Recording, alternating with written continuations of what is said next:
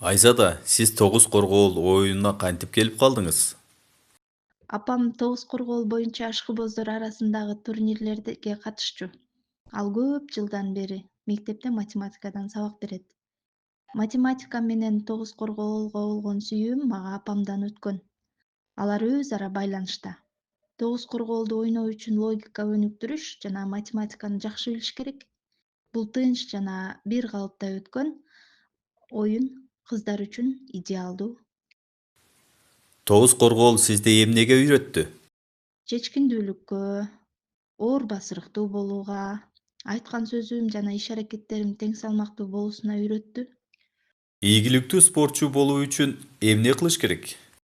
Мүнөздү туруктуу, бекем мүнөз кылып чыңдаш керек. Тогуз коргоол ойноп жүргөнүмө 10 жыл болду. Алгачкы 7 жыл дайыма утулуп, бирок катуу машыгууну уланткандыктан кийинки жылдары жеңиштерге жеттим.